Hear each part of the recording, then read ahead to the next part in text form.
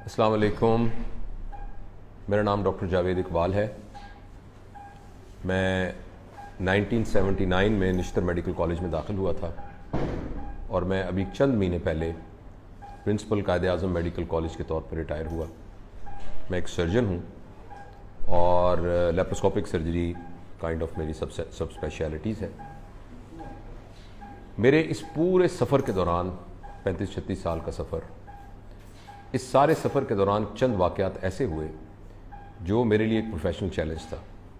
उनसे एक वाक़या उस वक्त हुआ जब मैं मुल्तान में रजिस्ट्रार था निश्तर मेडिकल कॉलेज में, और वहाँ एक मदरसे के अंदर एक मंदिर को गिराने की कोशिश की गई। वो जिस वक्त बाबरी मस्जिद का वाक़या हो रहा था, और जब वो गिरा तो उसके नीचे मदरसा था और उसमें बेशुमार बच्चे नीचे दब गए। और मैं ऑन कॉल था और सारी रात हम फाइट करते रहे। बहुत सारी लेप्रोटमीज़ की हमने, ऑर्थोपेडिक वाले कोलीग रहे, पूरा शहर खून देने के लिए आ गया और वो एक बहुत बड़ा चैलेंज था जिसमें से गुजरा। उसके बाद मैं कुछ बरस पहले जब ये ऑयल टैंकर में आग लगी अहमदपुर के करीब, तो मैं उस वक्त head of department of surgery था और वो रमज़ान शरीफ का आखिरी दिन था, आखिरी रोज़ा था और अगले दिन ईद थी।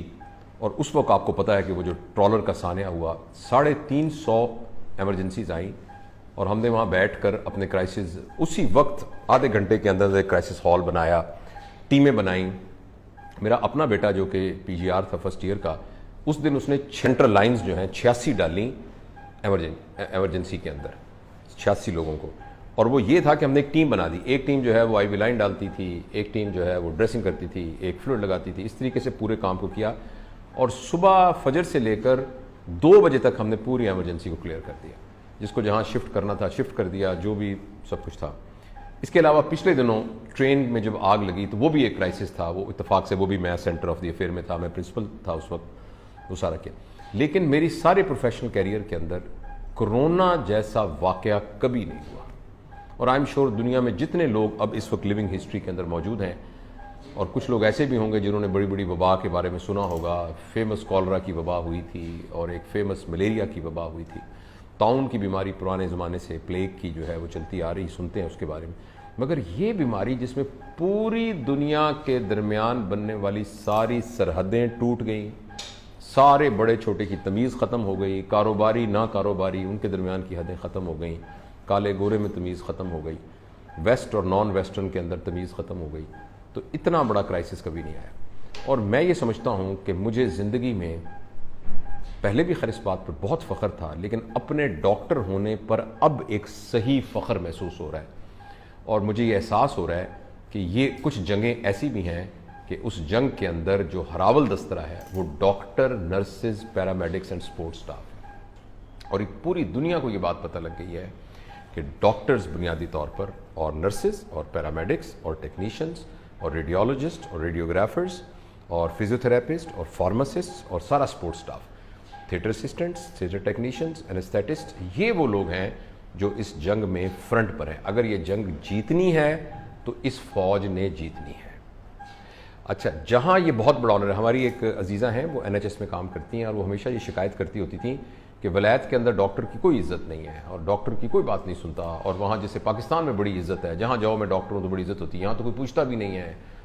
तो उसने मुझे कुछ दिन पहले ही फ़ोन करके बताया कि वो वहाँ एक डिपार्टमेंटल स्टोर में गई तो वहाँ लाइन लगी हुई थी, एक एक फासले पर लोग खड़े थे। तो ये अपने स्क्रब में ही थी, तो इनको देखते हुए तो बाहर एक बंदे ने कहा, are you an NHS worker? उसने कहा यस। उसने कहा here we have an NHS worker. तो जितने लोग खड़े थे सबने तालियां बजानी शुरू कर दी और उसने कहा कि एकदम लोग परे हो गए। मैं अंदर चली गई, अंदर उन्होंने मेरे हाथ से सैनिटाइजर से साफ किया और जो मैंने लेना था 2 मिनट के अंदर मैंने वो लिया और उन्होंने मेरा शुक्रिया अदा किया और पूरा हॉल तालियां बजाता रहा और मैं तालियों की गूंज में बाहर निकली और मुझे फ़ख्र हुआ कि मैं एक डॉक्टर हूँ। इसी तरीके से मुझे आज फ़ख्र है कि मैं एक डॉक्टर हूँ। मुझे ये भी फ़ख्र है कि मेरे बच्चे डॉक्टर हैं। मेरा बेटा बड़ा अहमद जावेद वो कोरोना की वार्ड में काम करता है, जहाँ के सिविल हॉस्पिटल में कोरोना के मरीज़ होते हैं। मेरा बेटा उमर जावेद वो सर्जन है और वो 4th ईयर का रेजिडेंट है और वो सर्जरी में, एमरजेंसी में काम करता है। मेरी बहू रमशा उमर वो सर्जरी की 2nd ईयर की रेजिडेंट है और वो काम कर रही है। मेरा सन इन लॉ एक डेंटल सर्जन है, वो पाकिस्तान में नहीं है लेकिन वो भी एमरजेंसी डेंटल सर्जरी परफॉर्म कर रहा है। तो मैं बड़ा अपने आप को फ़ख्र महसूस कर रहा हूँ कि इस जंग में मैं अपनी फैमिली के साथ सामने खड़ा हूँ। तो जितने डॉक्टर, नर्सेस, पैरामेडिक्स ये सुन रहे हैं, मैं उन सब को मुबारकबाद पेश करता हूँ। मैं उन सब को इनफैक्ट दिल की गहराइयों से सलूट करता हूँ और एक पाकिस्तानी शहरी होने की हैसियत से उन सब का तहे दिल से शुक्रिया अदा करता हूँ कि आप लोग जो आपने ओथ लिया, जो आपने अल्लाह की रज़ा के लिए इंसानियत की खिदमत का अज़्म किया, आपने उस अज़्म को पूरा किया। और इस जंग के अंदर जो पाकिस्तान के अंदर हेल्थ के अंदर बहुत मॉर्टिलिटी नहीं हुई, बहुत मॉर्बिडिटी नहीं हुई, वहाँ पहला क्रेडिट मेरा ख्याल है हमारे हेल्थ सर्विसेज को देना पड़ेगा। उसके बाद हुकूमती पॉलिसियों और बाकी इदारों का नंबर आता है। लेकिन इसके साथ साथ दो अहम बातें हैं जो बड़ी ज़रूरी हैं डिस्कस करनी। एक बात तो ये है कि जितने भी हरावल दस्ते में काम कर रहे हैं, जो फौजी फ्रंट पे लड़ रहे हैं, उनकी अपनी सेहत का ख्याल रखना ये बहुत ज़रूरी है। लिहाजा जितने भी अथॉरिटीज़ हैं हमारी, हुकूमत, हेल्थ डिपार्टमेंट्स और जितने भी सिविल एडमिनिस्ट्रेशन, उन सब से ये गुजारिश होगी कि किसी भी डॉक्टर, नर्स, पैरामेडिक, अस्पताल में काम करने वाले की अपनी सेहत को अगर प्रोटेक्ट नहीं किया जाएगा, अगर उनके लिए एक स्ट्रिक्ट प्रोटोकॉल नहीं होगा जिसमें उनकी सफाई का कैसे ख्याल रखना है, उन्होंने कौन से कपड़े पहनने हैं, उन्होंने मास्क कैप किस क्वालिटी का पहनना है, उन्होंने जब मरीज़ों को देखना है तो इर्द गिर्द के माहौल को कैसे लुक आफ्टर करना है, उन सब का ख्याल रखना ये जिम्मेदारी है उन तमाम लोगों की जो बेनिफिशरी हैं, यानी पूरी पूरी कौम, इन तमाम लोगों की कुर्बानी के। देखिए, अगर हमारे यहाँ एक शख्स कोरोना से जो बहावलपुर के अंदर सीरियस था तो उसके बच्चे उसको छोड़ के चले गए। उन्होंने कहा कि आप अगर ये ठीक हो गए तो हमें बता दीजिएगा, ठीक ना हो तो दफना दीजिएगा। और वो देखिए कि जिनके लिए वो बाप सारी जिंदगी कुछ करता रहा होगा, उनके बच्चों ने ये कहा।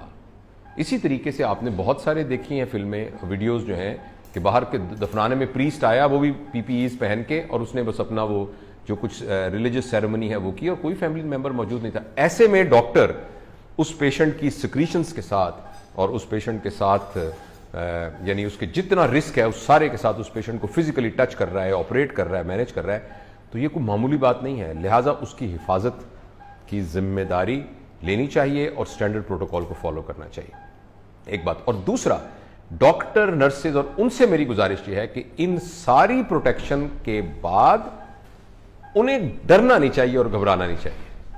देखिए, दुनिया में जितने लोग मरे हैं सारे को डॉक्टर नहीं है। ऑब्वियसली जब आप फ्रंट लाइन के ऊपर होंगे तो गोलियां पहले सामने आती हैं, लेकिन अगर आप पूरी तरह प्रोटेक्टेड हैं और आपकी इम्यूनिटी अच्छी है तो आपको कुछ भी नहीं होगा।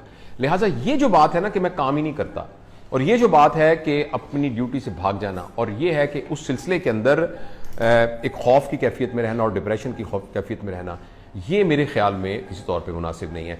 और ये हमारी अब ना रिस्पॉन्सिबिलिटी। देखिए ना, आप फर्ज करें जंग लगी हो तो अचानक एक जगह पर जहां हैवी दुश्मन का हमला हो रहा है वहां से फौज कहे जी हम तो यहां नहीं लड़ते, तो आप बताइए बाकी पूरी कौम का क्या बनेगा। आज अल्लाह ताला ने मुझे आपको ये तौफीक दी है कि हम वो फ्रंट के सिपाही हैं जो कि पूरी कौम के सामने खड़े हुए हैं, तो उसमें इंशाअल्लाह अज़ीज़ हम सब ठीक रहेंगे। अल्हम्दुलिल्लाह हम सब हेल्दी हैं, हमें कुछ, और अगर कुछ हुआ भी 80-90% लोगों को तो कोरोना ने कुछ भी नहीं करना। तो मैं आपसे गुजारिश करता हूं कि अपनी पूरी तरह प्रोटेक्शन कीजिए। गवर्नमेंट से रिक्वेस्ट करता हूं कि इनकी प्रोटेक्शन का पूरा ख्याल रखा जाए, लेकिन मैंने और आपने डरना नहीं है, घबराना नहीं है बिल्कुल। मेरे बच्चे थोड़े से जरा कभी होते हैं तो मैं उनको कहता हूं यही तो मौका है बताने का कि हमने जिस काम के लिए इस प्रोफेशन को चुना था, जिस काम के लिए हमने ये अहद किया था कि हम इंशाल्लाह इंसानियत की खिदमत करेंगे। दूसरा, मैं और आप तो मुसलमान हैं, हमें तो बाकियों की निस्बत बहुत बड़ा एडवांटेज ये है कि हम तो अपने इस प्रोफेशन के जरिए से दुनिया तो खैर मिलती ही है, हम अपनी आखिरत बना सकते हैं। मैं कुरान पाक की मुख्तलिफ आयात हैं जिनके तहत हम सिर्फ ये नीयत कर लें कि ये काम मैं अल्लाह की रजा के लिए कर रहा हूं और नबी की उम्मती को बचाने के लिए कर रहा हूं, तो हो सकता है हमारी आखिरत की सारे के सारी मगफिरत की और आखिरत में आला दर्जों की बुनियाद हमारी ये सर्विस बने। तो ये मैं छोटा सा पैगाम आपको देना चाहता हूं कि मेरे बच्चों, घबराना नहीं है। यही तो टाइम है जिसमें हमने अपना जो है वो दिखाना है कि हमारा मेटल कितना स्ट्रांग है। यही तो हमने दिखाना है कि हमारा जज्बा कितना स्ट्रांग है। पीछे नहीं हटना हमने इंशाअल्लाह, और ये कौम को साबित करके बताना है कि जो इतने अरसे से हम शोर मचा रहे थे ना कि डॉक्टर जो है और मेडिक्स जो हैं ये रीढ़ की हड्डी हैं। अब सबको समझ में आ गया होगा कि वाकई हम इसलिए कह रहे थे कि डॉक्टर की कदर करना और पैरामेडिक्स की कदर करना वो बहुत ज़रूरी है। तो अल्लाह ताला हम सब की मदद करे। शुक्रिया।